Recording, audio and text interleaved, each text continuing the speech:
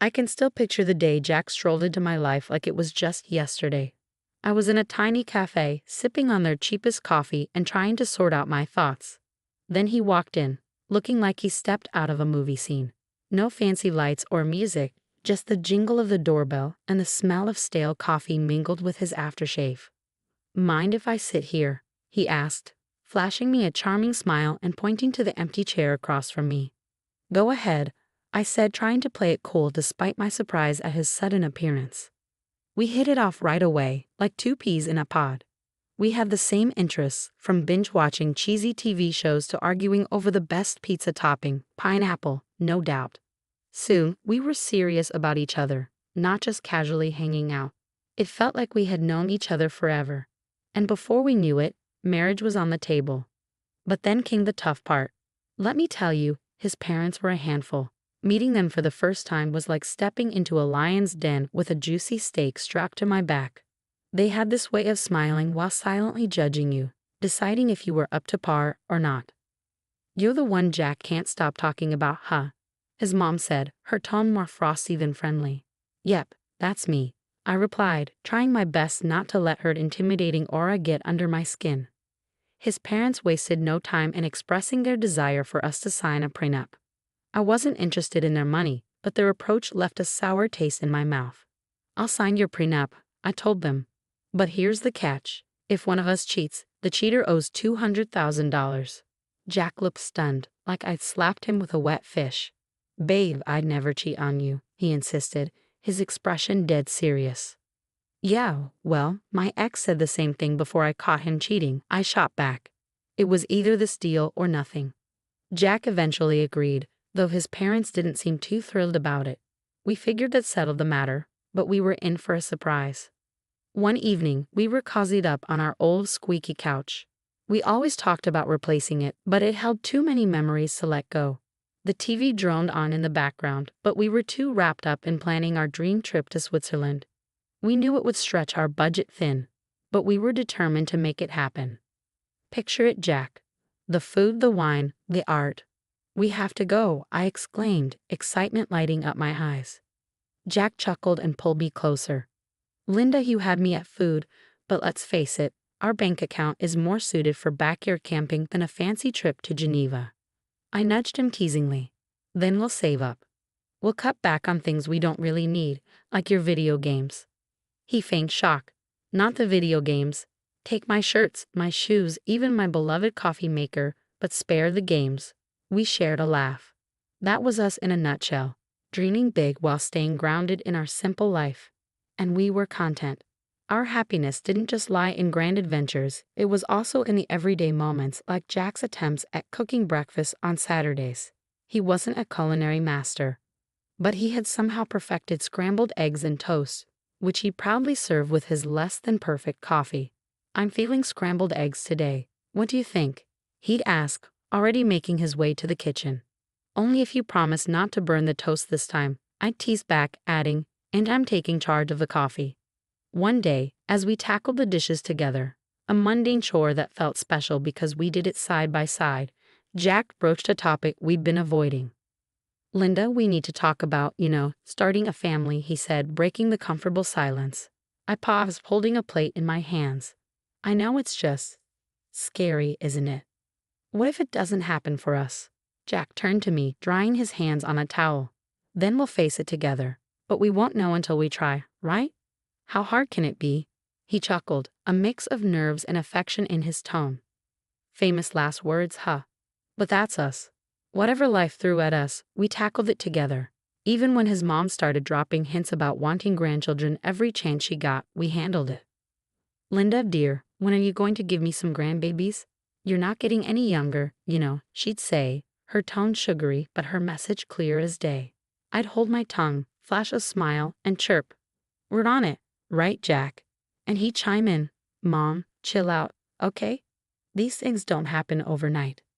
But as time passed, the pressure mounted. It wasn't just from his mom, but from us too. We longed for a family, but it wasn't falling into place as easily as we'd hoped.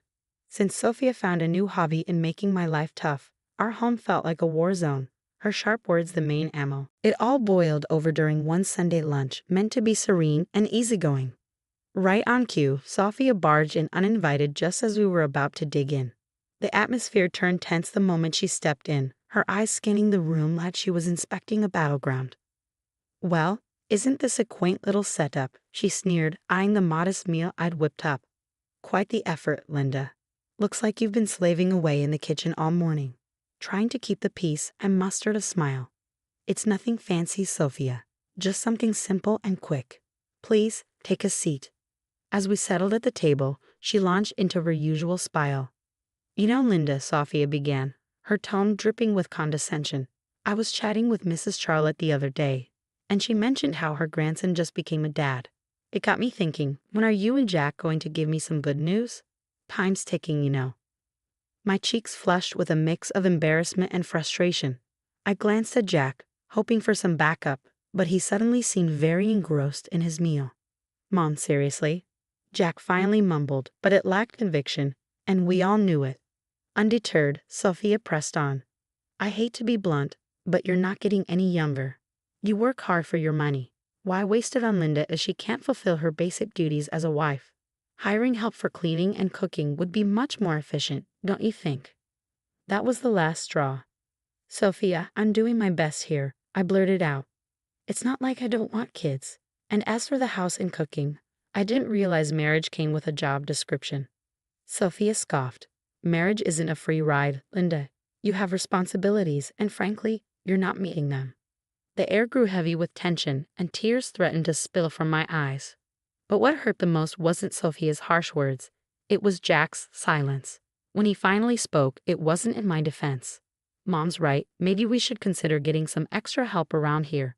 It would take some weight off your shoulders too," he suggested. His words felt like a stab in the back. It was clear I was alone in this. In the days that followed, Sophia's visits became more frequent and her criticisms sharper. She'd scrutinize every corner of the house, pointing out any flaw. "You call this clean?" she'd sneer. "Looks like a pigsty to me." Then came the jabs about my appearance. "Is that what you're wearing? A wife should dress to please her husband. No wonder Jack seems exhausted. He comes home to this." I tried to stand up for myself. "Sophia, I dress for myself, not Jack. And he's tired because he works hard, not because of my outfit." But it was pointless. Sophia had made up her mind about me, and nothing I said seemed to make a difference. Jack's lack of support hit me the hardest. Every night after his mom's departure, we'd end up arguing. "Why won't you defend me, Jack? She's bulldozing over us, and you're just standing by." "Linda, she's set in her ways. What do you expect me to do? Kick my own mom out?" "No, but I expect you to be my partner, to stand with me, not her." It became evident that this went beyond Sophia's disapproval. It was about us, our marriage, and whether we could withstand the onslaught of Sophia's criticisms. As weeks passed, it dawned on me that this wasn't just a passing phase, it was a full-blown assault. If we didn't take action soon, there might not be anything left to salvage. Things between Jack and me had turned frosty ever since Sophia ramped up her criticisms. But it wasn't just our home life feeling the strain. Jack himself had started behaving oddly, and it wasn't solely because of work stress. There was something else, something unsettling. It all began with his phone. Jack used to be open about it, we had no secrets. But then he began leaving the room whenever he received a call. And it was always from the same person, Paul Work. One evening, I tried to sound nonchalant and asked, "Who's Paul Work?" Jack visibly tensed up, a clear sign of nervousness. "Oh, just a new guy at the office. Asks a lot of questions," he replied. But there were more changes. Jack, who never cared much about fashion, suddenly started paying attention to his appearance. The graphic tees and worn-out jeans disappeared, replaced by crisp shirts, slacks, and even cologne. "Since when did you start smelling like a department store?" I teased one morning, watching him style his hair differently. He just smirked. "Can't a guy mix things up every once in a while? No harm in that, right?" Then there were the late nights at work, becoming more frequent.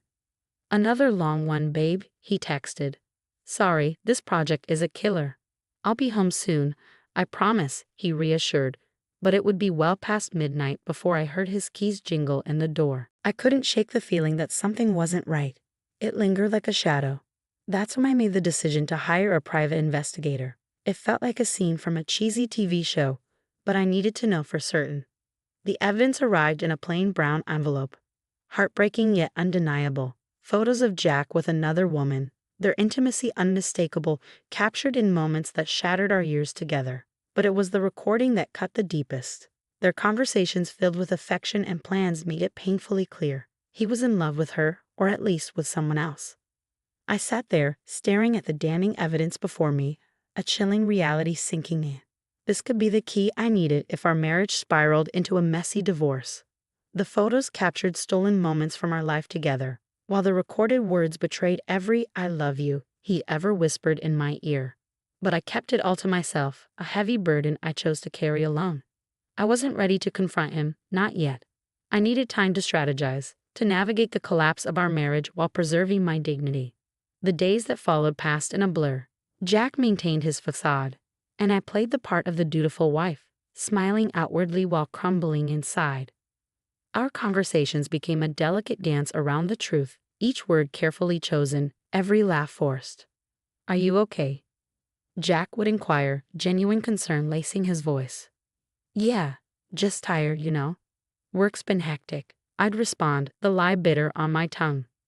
It seemed like just another ordinary day until I accidentally overheard a conversation that would change everything. As I passed by Jack's office, the door slightly ajar, their voices drifted out. It was Jack and his mother, Sophia, and their conversation wasn't casual. Their tones were serious, filled with purpose. "I can't keep this up, Mom. It's not just about having kids anymore. I don't feel the same way about Linda. It's like we're living together as strangers, not as a married couple," Jack admitted, his voice heavy with exhaustion. Sophia's reply was cutting. "Well, can you blame yourself? She hasn't given you a child. And what else has she really brought to this marriage? But let's not be hasty. My 65th birthday is approaching, and we wouldn't want to miss out on a generous gift from her, would we?" Her cynicism felt like a stab in the heart. They were using me, planning to keep me around just long enough to benefit from a lavish birthday present before discarding me. "Exactly, dear. Just a bit longer," Sophia affirmed, her words dripping with malice. I stood there, stunned and furious. They were plotting to push me out of the family as effortlessly as crossing off an item on a shopping list. The pain ran deep, but it fueled a burning desire for vengeance within me. They thought they could manipulate me and discard me at their convenience. I was determined to prove that I wasn't just a pawn in their twisted game.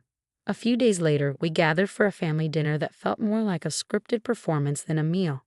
Sophia brought up her impending birthday with a smile that made my stomach churn. Leaning in, she asked, "So, Linda dear, what do you have planned for my birthday? Something special, I hope." I met her gaze calmly. "Actually, Sophia, I've been thinking of arranging a dinner at the city's most luxurious restaurant, an unforgettable evening." Her eyes gleamed with anticipation, and she exchanged a satisfied glance with Jack. They believed they had me cornered, but they didn't realize I was already 2 steps ahead. "Oh, Linda, that sounds lovely. Just close family, you know, keep it intimate," Sophia cooed, her voice oozing with insincerity. "Absolutely, Sophia. We'll make it a memorable occasion," I replied, the words leaving a bitter taste in my mouth. The weeks leading up to Sophia's 65th birthday felt like a slow march towards a reckoning. Every smirk from her and every indifferent nod from Jack fueled my resolve. My plan was straightforward yet daring. Orchestrate a lavish dinner as a supposed gesture of affection, then unveil a monumental surprise. As with all well-laid plans, the devil was in the details. The night before the party, our home crackled with tension. Jack, oblivious to the storm brewing, lounged casually on the couch, absorbed in his phone. "Everything ready for tomorrow?" he inquired, still glued to the screen. "You could say that," I replied, my voice masking the turmoil within. The day arrived, and as guests streamed into the opulent dining room we had reserved for Sophia's celebration, anticipation hung heavy in the air. My pulse quickened, not from nerves, but from the excitement of what was to come. Sophia, relishing the spotlight, luxuriated in the grandeur of her surroundings. "Oh, Linda, you've truly outdone yourself. This place is divine," she proclaimed loudly enough for neighboring tables to hear. As we settled in, the evening unfolded with the peculiar cheer typical of family gatherings. Laughter rang out, stories were shared. Then, as the dessert plates were whisked away, the waiter approached with the climax of the evening. The bill. He leaned in discreetly and murmured the staggering dinner costs. $66,000. I handed over my credit card, my action going unnoticed by most. Then, with a strained smirk, Jack decided to drop his bombshell. Linda, it's time for the truth. I'm done with this, with us. I want a divorce. His words hung heavily in the air, suffocating the room. Before I could fully process his announcement, Sophia, sharp and unyielding, interjected. Well then, now that's out in the open, it's best you leave, Linda.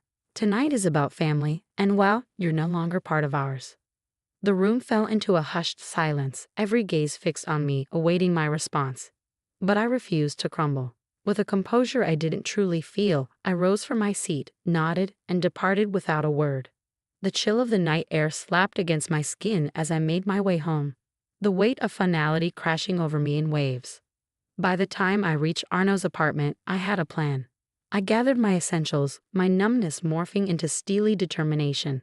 This was the end of one chapter and the beginning of another. As I sealed my last suitcase, my phone buzzed incessantly. Initially, I ignored it, but curiosity got the better of me, and Sophia's voice erupted from the other end. Linda, the payment didn't go through. You need to fix this right away, Sophia's voice demanded. The irony was bittersweet. In my preparations, I had blocked access to the shared account, anticipating it would be Jack's first move. Oh, Sophia, what a shame. But since I'm no longer considered part of the family, as you've made abundantly clear, I'm afraid you'll have to handle this matter on your own. Her indignation crackled through the phone, but it was a symphony to my ears. The ensuing chaos was a fitting conclusion to the charade my marriage had become. I heard tales of the restaurant staff demanding payment, Sophia's escalating fits, and eventually the police being called to defuse the situation she had incited. In the end, it was Jack and his kin who scrambled to settle the bill. A poetic retribution for the betrayal and indignity they had subjected me to. The morning after the dinner felt like emerging from a tempest. Armed with my plan, my determination, and a stack of divorce papers in hand, I returned to what once was our shared abode for the final time. The atmosphere was tense, palpable, as if it could be sliced with a blade. Jack and Sophia stood there, seemingly embroiled in a heated exchange. Their animosity toward me seemed to merge into a unified front of fury upon my arrival. You've got some nerve showing your face here after last night, Jack spat, his features twisted in a mixture of anger and disbelief. Quick to echo his sentiment, Sophia hurled her own barbs.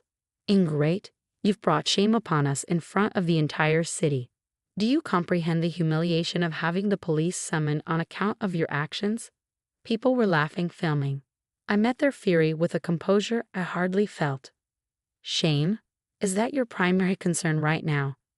I retorted, tossing the divorce papers onto the table, placing the incriminating photos of Jack's infidelity atop them. Perhaps you should direct your attention to this instead. Jack's complexion drained of color as he picked up the damning photographs, with his mother looming over his shoulder. Their rage dissolved into shock, then morphed into panic as they comprehended the gravity of the situation. And let's not overlook the prenup, shall we? I pressed on, my voice unwavering. You stray, you pay, precisely $200,000. Sophia's features contorted into a snarl. You wouldn't dare. You can't do this to us. Oh, but I can, and I will, I retorted, my voice devoid of warmth, resolute in my decision. Recognizing the gravity of the situation, Jack altered his approach. Please, let's discuss this. We can find a solution. I couldn't suppress a bitter, mirthless laugh. Find a solution? You think a few words can undo everything? No, Jack, it's over. Sophia, ever the master manipulator, attempted to soften her stance, her tone dripping with false concern. Linda, darling, think about what you're doing. This will destroy us. That ship has sailed, Sophia. You should have considered that before. Their pleas shifted to desperate entreaties, their words a frantic attempt to salvage whatever remained. But my mind was resolute. I was done playing the victim, done with their deceit and manipulation. In the end, Jack had no recourse but to borrow money from his parents to settle with me. As I departed from that house for the final time, check in hand, I felt a burden lift from my shoulders. After all that transpired, I was finally liberated. I used the money from Jack to secure a down payment on a modest yet snug abode of my own. It's remarkable how much tranquility you can find in a residence that's solely yours, where each nook feels like a sanctuary away from the tumult of the past. Life is calmer now, and I wouldn't have it any other way. I have a job that keeps me occupied, amiable neighbors who offer nods and smiles, and a petite garden that's entirely mine to tend to. Occasionally, I catch wind of gossip concerning Jack and Sophia. Just the other day, while grabbing coffee from the local spot frequented by the community, I bumped into an acquaintance from the old neighborhood. After some polite chit-chat, they leaned in, lowering their voice, and whispered, "Hey, have you heard the latest scoop about your ex and his mom?" Their eyes gleamed with intrigue. I arched an eyebrow, intrigued yet detached. "Can't say that I have." "Do share." They seemed to relish divulging the news. Apparently, Sophia isn't too thrilled with Jack's new girlfriend. Rumor has it they're quarreling like there's no tomorrow. Puts your situation in a whole new light. We moved on from the topic, but as I strolled away with my coffee, I felt a profound sense of relief. There was a time when such news would have unsettled me, but now it's simply another chapter in someone else's tale. These days, my greatest worries revolve around whether my tomatoes will ripen before the squirrels snatch them, or if I'll ever master yoga without resembling a newborn deer on ice. Life is simpler, quieter, and considerably sweeter on this side of the chaos.